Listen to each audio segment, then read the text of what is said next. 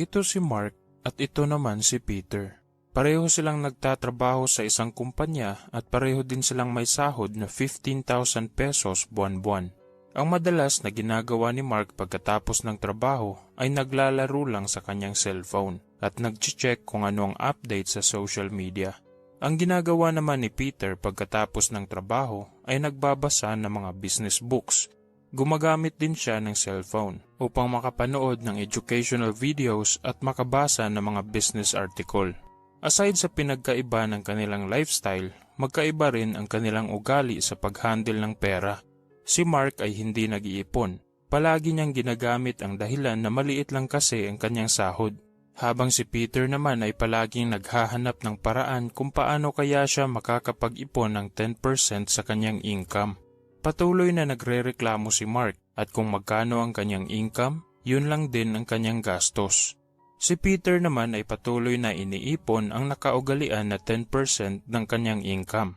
Pagkalipas ng 5 taon, nakapag-ipon na ng 90,000 pesos si Peter at sinubukan na rin niyang pumasok sa pagnenegosyo habang blanco pa rin ang savings account ni Mark. Karamihan sa mga tao ay makaka-relate sa istorya ni Mark. Madalas na sinasabi nila, mamaya na ako mag-iipon, maliit pa kasi ang aking sahod. At patuloy nila itong ginagamit na dahilan hanggang sa paglipas ng panahon ay lalo silang tumatanda, tumaas din ang kanilang responsibilidad at lalong hindi sila nakapag-ipon ng pera.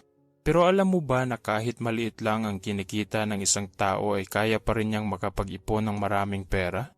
Sa video natin ngayon, pag-uusapan natin ang 8 pamamaraan kung paano makapag-ipon ng maraming pera kahit maliit lang ang iyong sahod. Make sure na panoorin mo ang buong video dahil ipapaliwanag ko sa iyo step by step kung ano ang dapat mong gawin at kung saan ka magsisimula. Step 1. Baguhin mo ang iyong mindset. Karamihan sa mga tao ay merong plano na makapag-ipon ng maraming pera. Pero ang problema ay unwilling sila na baguhin muna ang kanilang sarili. Gusto nilang makapag-ipon pero ang kanilang ugali at spending habits ay katulad pa rin ng dati.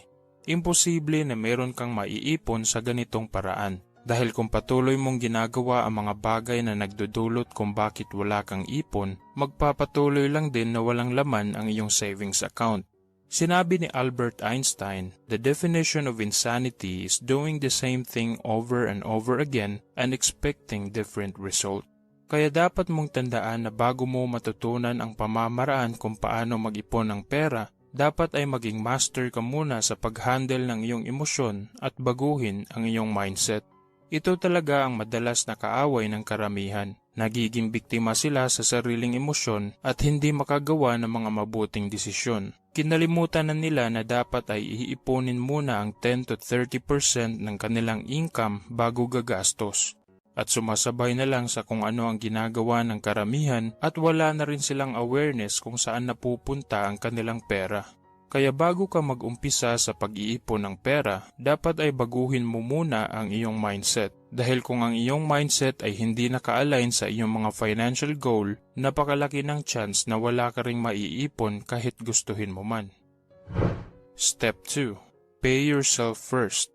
Alam mo na siguro ang common na formula na ginagamit ng karamihan sa pag-handle ng kanilang finances. Ito ay ang income minus expense equals savings. Wala namang masama sa ganitong formula, pero ang madalas na nangyayari dito ay nagiging priority mo na ang pagbayad sa mga kumpanya. Inuuna mong bayaran ang electric company, car company, housing company, food company at wala ka ng perang natitira para sa iyong sarili. So ang cycle ay parang nagtatrabaho ka para kumita ng pera para ibigay sa mga kumpanya para magtrabaho ulit. Ang ganitong cycle ay hindi ka mabibigyan ng financial freedom at malabo rin ang chance na makapag-ipon ka ng pera. Pero kahit ito man ang normal na ginagawa ng karamihan, hindi pa rin ito ang rule sa pag-handle ng finances dahil kaya mo itong baguhin ngayon. So ang dapat mong gawin kapag nakakatanggap ka ng pera ay unahin mong bayaran ang iyong sarili at sundin ang formula na income minus savings equals expense. Gawin mong automatic ang pag-iipon. Uunahin mong bayaran ang iyong sarili bago ka gagastos. Tapos ang gawin mo sa iyong ipon ay hahatiin mo naman ito sa iyong emergency account at retirement account. Halimbawa, Kung kumikita ka ng 15,000 pesos after taxes every month, magtabi ka na agad ng 10% galing dito. Tapos ang gagawin mo sa 10% na ipon o 1,500 pesos ay hahatiin mo sa iyong retirement account at emergency account. Bali 750 pesos ang mapupunta sa bawat account buwan-buwan. Nakadepende pa rin sa iyo kung ano ang strategy mo dito. Pwede mo ring unahin na ipunin ang emergency account, tapos yung retirement account naman. Ang tamang pag-set ng target amount para sa iyong emergency account ay dapat katumbas ito ng iyong 6 months na expenses. Dahil kung sakaling mawalan ka ng trabaho, meron ka pa ring pera na magagamit sa loob ng 6 na buwan. Halimbawa, kung ang iyong expenses buwan-buwan ay 13,500 pesos, tapos i-multiply mo siya ng 6 na buwan, kailangan mo lang mag-ipon ng 81,000 pesos para sa iyong emergency account. Base sa 10% na savings o 1,500 pesos, kinakailangan mong mag-ipon sa loob ng 4 na taon at 6 na buwan at matutumbasan mo na ang kailangan na halaga ng iyong emergency account. Kung masyadong maliit ang ginawa kong halimbawa, gumawa ka ng sarili mong calculation at gamitin mo ang parehong formula.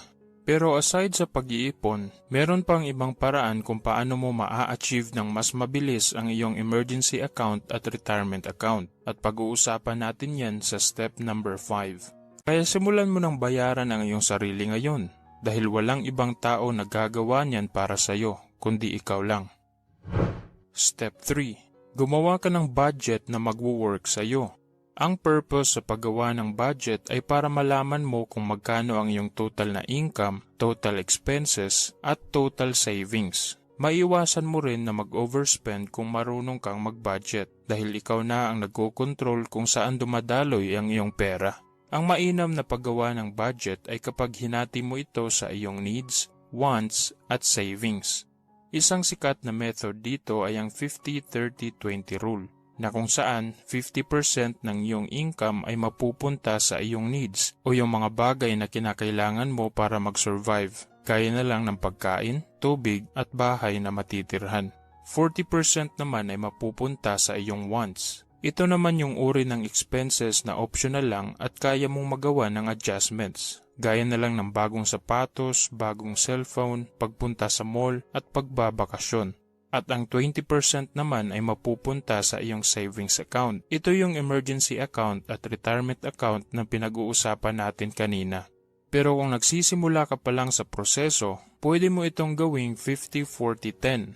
50% ay mapupunta sa needs, 40% sa wants at 10% sa iyong savings account. At habang ginagamit mo ang ganitong method sa pagbabudget, unti-unti mong gawa ng maliit na adjustments ang iyong wants at ilipat mo ang ekstrang pera na yon sa iyong savings account. Para paglipas ng mga panahon kung meron ka ng consistency sa pagbabudget, magagawa mo na ang 50-30-20 method. Ang maganda sa paggawa ng budget ay nabibigyan mo ng awareness ang iyong sarili sa iyong mga pinaggagastusan at unti-unti mong mabubuo ang disiplina na mag-stick sa iyong current expenses at patuloy na gawing priority ang pag-iipon ng pera.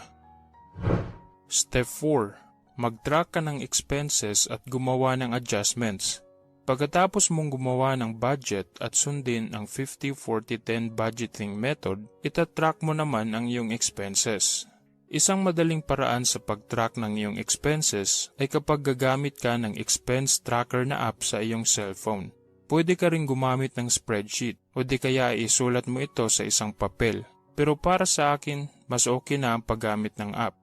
Pagkatapos mong mag-track ng iyong expenses sa loob ng 30 days, makikita mo na meron lang 5 kategory kung saan madalas dumadaloy ang malaking percentage ng ating pera. Ito ay madalas na napupunta sa pagkain, transportasyon, entertainment, fashion, at sa housing. Masyadong tricky ang mga kategory na ito, kaya napakahalagang palagi kang nagtatrack ng iyong expenses para magawan mo ito ng adjustments at para mapapalaki mo pa ang iyong ipon. Isang magandang benefit sa pag-track ng iyong expenses ay mai-eliminate mo ang iyong poor spending habits at matutulungan ka rin ito na mag-stick sa iyong budget. Step 5. Magdagdag ka ng panibagong source of income. Napakahalagang gumawa ng budget at mag-cut ng mga unnecessary expenses. Pero one side pa lamang yan ng equation. Ang other side is kung paano mo naman mai-increase ang iyong income. Palagi nating tatandaan kung bakit kailangan nating mag-increase ng ating income. Ito ay dahil sa inflation. Ang inflation ay resulta sa pagbaba ng halaga ng ating pera kaya tumataas ang presyo ng mga bilihin. Average inflation rate taon-taon ay 3%. So kung nag-iisa lang ang source ng iyong income tapos patuloy ang pagtaas ng inflation taon-taon, mahihirapan ka talagang makapag-ipon ng pera. Kaya ito ang lagi mong tandaan. Kung hindi mo kayang baguhin ang iyong expenses, baguhin mo ang iyong income. Nabanggit natin kanina sa step 4 ang paggawa ng adjustment sa iyong mga unnecessary expenses. Pero mas mabuti na gumawa ka rin ng adjustment sa iyong income. Dahil ang pagbawas ng iyong expenses ay short-term solution lamang sa iyong long-term na financial problem. At para sa akin, mas madali lang i-increase ang income kaysa bawasan ang expenses. Dahil mas gusto ko yung nabibigay ko sa sarili ko ang mga bagay na gusto kong bilhin. At nakakatulong din ako sa mga taong malapit sa akin kung sakaling nagkaroon sila ng emergency. Kaya gawin mong goal na ma-increase ang iyong income ng 30 to 50% taon-taon. Para mas mabilis mong maipon ang kinakailangan mo na halaga sa iyong emergency account at retirement account, para matalo mo ang pagtaas ng inflation at para mabilis mong makamit ang iyong financial freedom. Step 6. Palitan ang consumer mindset ng producer's mindset. Isang mindset talaga na magpapahirap sa atin habang buhay isang pagkakaroon ng consumer mindset. Yung gastos ka na lang ng gastos sa pag-acquire ng mga bagay na hindi mo naman kailangan at nakakalimutan mo na kung paano magbigay ng value sa ibang tao. Kaya ang madalas na nangyayari sa iyong pera ay napupunta lang ulit sa mga kumpanya. Maraming factor kung bakit nagiging consumer ang karamihan sa atin. Isa na dito ang kakatutok sa telebisyon at social media. Malaking impluwensya ang nabibigay ng advertisement sa atin dahil majority ng mga kumpanya ay nag-hire ng mga magagaling na marketers at psychologists upang mamanipulate ang emosyon ng mga tao. Gaya na lang ng paggamit ng mga artista sa kanilang produkto. Pinaparamdam din nila na kapag meron ka ng ganitong produkto ay mas lalo ka pang sasaya. At isa pa, marami na ang gumagamit nito kaya huwag ka nang magpahuli sa trend. Kaya ang madalas na nangyayari sa mga tao ay nagkakaroon ng insecurity at ginagawang goal ang pagbili ng mga bagay na magdudulot ng malaking gastos. At unfortunately sa ibang tao naman ay nagkakaroon ng malaking utang. Kaya ang dapat na gawin mo ay maging conscious ka sa iyong spending habits at magpakatotoo sa sarili. Bilhin lang kung ano ang kailangan at intindihin na ang pag-consume is equal to gastos. Step 7. Iwasan mong magkaroon ng malaking utang. Ang tamang pagsunod sa ating Step 1 to Step 6 ay ang magbibigay sa iyo ng proteksyon sa pagkakaroon ng malaking utang. Dahil kapag meron ka ng disiplina at kaalaman sa pag-handle ng iyong pera, wala nang sense na mangungutang ka pa. Ang tinutukoy ko rito ay ang uri ng utang na magpapahirap sa iyo o pangungutang sa mga bagay na nagdi-depreciate ang value. Opportunity cost talaga ang pagkakaroon ng utang dahil kung gawin nating halimbawa na sumasahod ka ng 15,000 pesos buwan-buwan tapos nangutang ka ng iPhone na worth 45,000 pesos ngayon, katumbas din yan ng 3 buwan ng iyong pagtatrabaho. Pero kung binibigyan mo ng halaga ang iyong oras, huwag kang gumawa ng ganitong desisyon dahil parang binibigay mo na rin ang iyong oras, pagod at pera sa ibang tao. Step 8. Isali ang pamilya sa iyong mga plano.